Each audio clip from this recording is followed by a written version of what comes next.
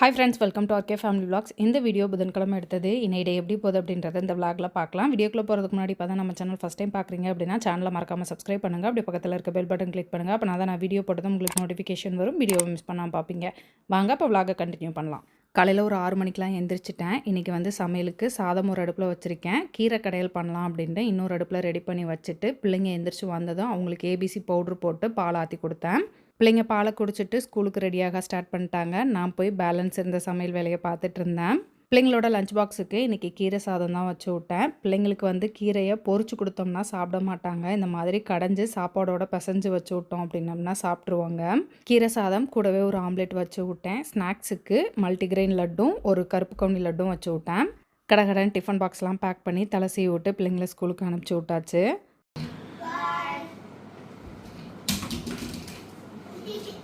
பிள்ளைங்களை ஸ்கூலுக்கு அனுப்பிச்சி விட்டு வீடியோ எடிட் பண்ணுற வேலை இருந்தது. அதை முடிச்சுட்டு கீழே வந்தேன். ஸ்ப்ரவுட்டட் ஹெல்த் மிக்ஸுக்கு ஸ்ப்ரவுட் பண்ணி வச்சுருந்தாங்க காய வைக்கிறதுக்கு. அதை பார்க்கும்போது எனக்கு அப்படியே எடுத்து சாப்பிட்லாம் போல் இருந்தது. அந்தளவுக்கு சூப்பராக முளைச்சிருந்தது. நம்ம ராஜேஷ் கிச்சனில் sprouted health mix, sprouted ragi மாவு, ஸ்ப்ரவுட்டட் கம்பு மாவு அப்படின்னு நிறைய ஹெல்த்தியான ப்ராடக்ட்ஸ் அவைலபிள் இருக்குது. வேணுன்றவங்க ட்ரை பண்ணி பாருங்கள். என்னக்கா ரேக்கெல்லாம் எம்டியாக இருக்குது? ரேக்லாம் இப்போ பேக்கெட் பண்ணி போடணும்ப்பா. எடுத்து வச்சிடலாம், ஃபில் பண்ணி வச்சிடலாம். ரேவதி அக்கா ரேக் காலியாக இருக்குன்னதுக்கு அரைச்சிட்டு வந்து பேக்கெட் போட்டு ஃபில் பண்ணிடலாம்ப்பான்றாங்க. கௌதம் டெய்லி ஆர்டர் வருதுலக்கா, அப்போ காலி ஆகாமல் என்ன பண்ணணும்னு கேட்குறான். கீழே வேலை பிஸியாக பார்த்துட்டு இருந்தாங்க. சரி நம்ம போய் நம்ம வேலையை பார்க்கலாம் அப்படின்னு சொல்லிட்டு மேலே வந்துட்டேன். மிளகு தக்காளி கீரையும் மகிழிக்கீரையும் வாங்கிட்டு வந்திருந்தேன். மகிழிக்கீரை கடையிறதுக்கு தான் நல்லாயிருக்கும், அதனால் கடைஞ்சிட்டேன். மிளகு தக்காளி கீரை வந்து சட்னி பண்ணால் எனக்கு ரொம்ப பிடிக்கும் அப்படின்றனால மிளகு தக்காளி சட்னிக்காக வெங்காயம், பூண்டு, வரமிளகாய் எல்லாத்தையும் நல்லா வதக்கிட்டு க்ளீன் பண்ணி வச்சுருக்க மிளகு தக்காளி கீரையை இது கூட ஆட் பண்ணிக்கலாம். மிளகு தக்காளி கீரை பொரியல் மாதிரி பண்ணோம் அப்படின்னம்னா அதோட கசப்பு வந்து தெரியும். இதுவே சட்னியாக பண்ணிட்டோம் அப்படின்னம்னா அந்த கசப்பு பெருசாக தெரியாது. டேஸ்ட்டு சூப்பராக இருக்கும். எனக்கு மிளகு தக்காளி கீரை சட்னி அப்படின்னா ரொம்ப ரொம்ப பிடிக்கும். கீரை இப்போ நிறைய போட்ட மாதிரி இருக்கும், ஆனால் அது வதங்கி வரும்போது சும்மா கொஞ்சோண்டு தான் இருக்கும். அக்கா டயட் எப்போ ஸ்டார்ட் பண்ணுவீங்க அப்படின்னு ஒரு சிலர் கேட்டுக்கிட்டே இருக்காங்க. நவம்பர் 1 இருந்து, அதாவது நாளையிலேருந்து நம்ம டயட் ஸ்டார்ட் பண்ணிடலாம். யாரெல்லாம் நான் டயட் ஸ்டார்ட் பண்ணதுக்கப்புறம் நீங்களும் டயட் ஸ்டார்ட் பண்ணணும் அப்படின்னு பிளான் பண்ணிட்டு இருக்கீங்க அப்படின்றத கீழே கமெண்ட்டில் சொல்லுங்கள். கீரை போடும்போது அந்த சட்டி நிறைய இருந்த மாதிரி இருந்தது. இப்போ பார்த்தீங்கன்னா வதங்கி சுருங்கிருச்சு. அதில் கொஞ்சோண்டு தண்ணி இருக்குது. கழுவுனதை அப்படியே போட்டதாக அந்த தண்ணி இருக்குது. இந்த தண்ணியெல்லாம் வத்துற வரைக்கும் நல்லா வதக்கி எடுத்துக்கலாம். நாங்கள் இதை மிளகு தக்காளின்னு சொல்லுவோம். ஒரு சிலர் வந்து இந்த மணத்தக்காளி கீரைன்னு சொல்லுவாங்க. நான் இந்த சட்னிக்கு தக்காளி ஆட் பண்ண மாட்டேன், புளி மட்டும்தான் சேர்ப்பேன். இது கூட வந்து உளுந்தம்பருப்பு போட்டு அதையும் நல்லா வதக்கி நம்ம வந்து அரைச்சோம் அப்படின்னம்னா அதோட டேஸ்ட்டுமே நல்லாயிருக்கும். இன்றைக்கி நான் உளுந்து வந்து ஆட் பண்ணலை. நெல்லிக்காய் சைஸ்க்கு புளி ஆட் பண்ணிவிட்டு அதையும் ஒருக்க நல்லா வதக்கிட்டு ஆஃப் பண்ணிவிட்டு இதை நல்லா ஆற வச்சுக்கணும். ஆறினதுக்கப்புறமா மிக்சி ஜாரில் சேர்த்துட்டு தண்ணி எதுவும் ஊற்றாமல் அரைச்சி எடுத்துக்கலாம். கீரைக்கு வதக்கி வச்சுட்டு அது ஆறுற கேப்பில் சிங்கில் இருக்க பாத்திரத்தெல்லாம் கழுவி வச்சிடலாம் அப்படின்னு சொல்லிட்டு அந்த வேலையை பார்த்துட்ருக்கேன். எப்போவும் டயட் ஸ்டார்ட் பண்ணணும் அப்படின்னா அதை பற்றி பெருசாக யோசிக்க மாட்டேன், டக்குன்னு ஸ்டார்ட் பண்ணிடுவேன். இந்த டைம் எனக்கு டயட் ஸ்டார்ட் பண்ணணும் அப்படின்னு சொன்னதுமே ரொம்ப யோசித்தேன். ஒரு மாதிரி பயமாக இருந்தது, ஏன்னு தெரியல எனக்கு. ஏன்னா லாஸ்ட்டாக பண்ண 2 100 டேஸ் சேலஞ்ச் அப்போவும் ஃபஸ்ட்டு 100 டேஸ் சேலஞ்ச் முடித்ததும் அப்பெண்டிக்ஸ் சர்ஜரி பண்ணுற மாதிரி இருந்தது. செகண்டு 100 டேஸ் சேலஞ்ச் வந்து பண்ணிகிட்டு இருக்கும் போதே இடையில கால்வலி வந்தது, சரியாக ஒர்க் அவுட் பண்ண முடியல. டயட் மட்டும்தான் ஃபாலோ பண்ணேன். இது நம்மளோட நேரங்காலமாக என்னன்னு தெரில. எனக்கு என்னமோ இந்த 2025 ஸ்டார்ட் பண்ணதுலேருந்தே ஏதாவது ஒன்று வந்துகிட்டே இருக்கோ அப்படின்ற மாதிரி ஃபீல் ஆச்சு. ஒரு நாள் நல்லா ஆக்டிவாக வேலை பார்த்தேன் அப்படின்னா அடுத்து 4 நாள் படுத்துக்கிற மாதிரி ஆகிடுது. இப்போ லாஸ்ட்டாக போட்ட லாங் வீடியோலேயே வந்து அவ்வளோ ஆக்டிவாக இருந்தேன். எனக்கு ரொம்ப ஹாப்பியாக இருந்தது. வீடியோ பார்த்துட்டு நிறைய பேர் விளாக் நல்லா இருக்குக்கா, பேக் டு ஃபார்ம் வந்த மாதிரி இருக்குது, ரெகுலராக வீடியோ போடுங்க அப்படின்னு சொன்னாங்க. நானும் ரெகுலராக வீடியோ போடணும் அப்படின்னு நினச்சிட்டு இருந்தேன். இப்போ இந்த வீடியோவே நேற்றே போட்டிருக்கணும். நேற்று ஃபுல்லாக வயிறு வலி படுத்தே தான் இருந்தேன். இது என்னடா நமக்கு வந்த சோதனை அப்படின்ற மாதிரி தான் எனக்கு ஃபீல் ஆச்சு. இதுதான் மெயின் ரீசனாக இருக்குது நான் வீடியோ வந்து கண்டினியூஸாக கொடுக்க முடியாததுக்கு. ஒரு நாள் நல்லா ஆக்டிவாக இருந்துட்டேன் அப்படின்னா 4 நாள் படுத்துக்கிற மாதிரி ஒரு சுச்சுவேஷன் அமைஞ்சிருது. இதனால தான் டயட் ஸ்டார்ட் பண்ணணுமா, 100 நாள் டயட் வீடியோஸ் போடணுமா அப்படின்ற மாதிரி யோசித்தேன். பட் ஆனால் நிறைய பேர் இடையில என்ன நேரில் பார்த்தவங்களும் சரி, பர்சனலாகவும் சரி, அக்கா டயட் ஸ்டார்ட் பண்ணுங்கள், நீங்கள் ஸ்டார்ட் பண்ணிங்கன்னா உங்கள் கூட சேர்ந்து நானும் டயட் ஃபாலோ பண்ணுவேன் அப்படின்ற மாதிரி சொன்னாங்க. அது எனக்கு ரொம்ப ஹாப்பியாக இருந்தது, என்ன மோட்டிவேட் பண்ணுச்சு.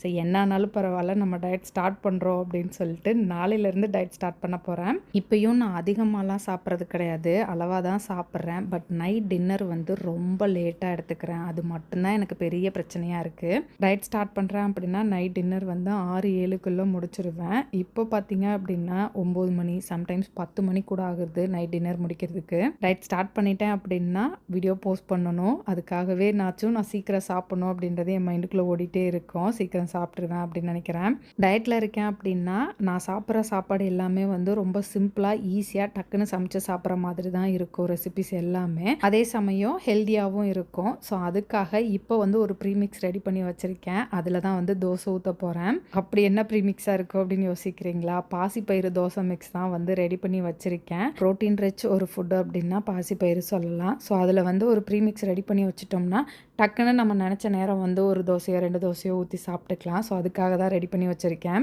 நான் ரெடி பண்ணி வச்சுருந்த ப்ரீமிக்ஸில் கொஞ்சமாக உப்பு ஆட் பண்ணிவிட்டு தண்ணி கொஞ்சம் கொஞ்சமாக ஊற்றி தோசை மாவு பதத்துக்கு மிக்ஸ் பண்ணி எடுத்துக்கலாம். இந்த ப்ரீமிக்ஸை அரைச்சி வச்சு 2 நாள் ஆச்சு. நான் வந்து தோசை ஊற்றி சாப்பிட்டுட்டேன். எனக்கு வந்து ரொம்ப பிடிச்சிருந்தது. என்ன கொஞ்சம் காரம் போட்டுட்டேன். ஸோ அதை மட்டும் கொஞ்சம் கரெக்ட் பண்ணணும். கமலுக்கு வந்து ஊற்றி கொடுக்கலாம். கமல் வந்து டேஸ்ட் பார்த்துட்டு என்ன சொல்கிறாங்க அப்படின்னு பார்க்கலாம் அப்படின்றதுக்காக கமலுக்கு காலையில் பிரேக்ஃபாஸ்ட்டுக்கு அதுதான் ஊற்றிட்டு இருக்கேன். இந்த மிக்ஸ் ரெடி பண்ணி ரேவதி அக்கா, பிரபா அக்காட்ட எல்லாம் கொடுத்து டேஸ்ட் பாருங்கள், எப்படி இருக்குன்னு எனக்கு ஃபீட்பேக் சொல்லுங்கள், ஏதாவது கரெக்ஷன் பண்ணணுமா அப்படின்றத சொல்லுங்கள் அப்படின்னு சொல்லி கொடுத்துருக்கேன். ஸோ அவங்களோட கரெக்ஷனும் கேட்டுட்டு இதில் ஏதாவது சேஞ்ச் பண்ணணும் அப்படின்னம்னா சேஞ்ச் பண்ணி நம்ம அப்புறமா தான் லான்ச் பண்ணுவோம். ராஜேஷ் கிச்சனில் இன்னும் இந்த ப்ராடக்ட் லான்ச் பண்ணலை. பைண்டிங்காக வேறு எதுவுமே ஆட் பண்ணாமல் மாவு கூட தண்ணி உப்பு மட்டும் போட்டு மிக்ஸ் பண்ணி தோசை ஊற்றுறமே, இது நமக்கு வந்து தோசைக்கல்ல ஒட்டாமல் ஈஸியாக வருமா அப்படின்ற டவுட் இருந்தது. ரொம்ப சிம்பிளாக ஈஸியாக நமக்கு வந்துருச்சு. டயட் இருக்கும்போது பாசிப்பயிறு தோசை எடுத்திருக்கேன். அப்போ பார்த்தீங்க அப்படின்னா பாசிப்பயிரை நைட்டே ஊற வச்சு காலையில் எழுந்திரிச்சு அது கூட வந்து பச்சை மிளகாய், இஞ்சி இதெல்லாம் போட்டு அரைச்சி அதுக்கப்புறமா தோசை ஊற்றுற மாதிரி இருக்கும். ஸோ அது வந்து கொஞ்சம் கடியான வேலையாக இருந்த மாதிரி எனக்கு தோணுச்சு. சரி, அதை ப்ரீமிக்ஸாக ரெடி பண்ண முடியுமா அப்படின்னு சொல்லி தான் வந்து இதை ரெடி பண்ணி வச்சேன். உண்மையிலே சக்ஸஸ் ஆயிடுச்சு. பாசிப்பயிறு வந்து நமக்கு ப்ரோட்டீன் ரிச் ஃபுட் அப்படின்றனால இதை வந்து நிறையலாம் நம்மளால் எடுத்துக்க முடியாது. 1 இல்லாட்டி 2 தான் நம்மளால் சாப்பிட முடியும். 2 சாப்பிட்டாலே வயிறு ஃபுல்லாயிரும். ரொம்ப நேரத்துக்கு பசியும் தாங்கும். மார்னிங் பிரேக்ஃபாஸ்ட்டுக்கோ இல்லை நைட் டின்னருக்கோ இதை வந்து தாராளமாக நம்ம எடுத்துக்கலாம்.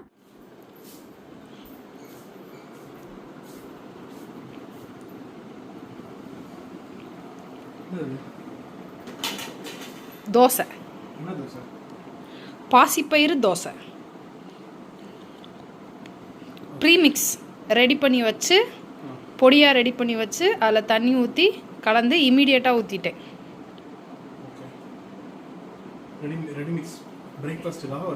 ஆமாம், சட்னி அது வந்து அரைச்சது. அது வந்து கீரை சட்னி, மிளகு தக்காளி கீரை சட்னி.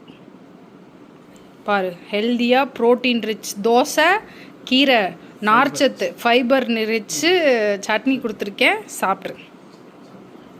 சாப்பிட்டு எப்படி இருக்குன்னு சொல்லு.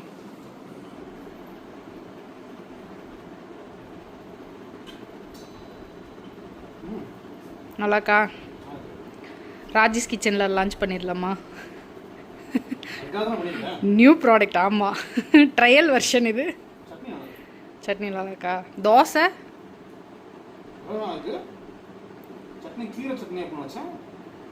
நல்லாக்கு.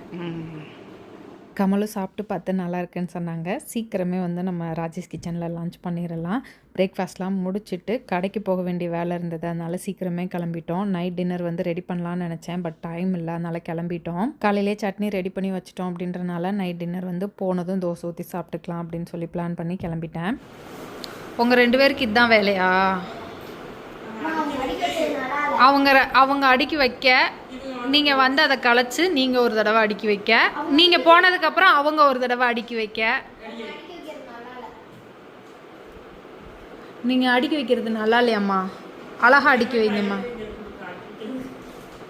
நல்லா அடுக்கி வைங்கம்மா.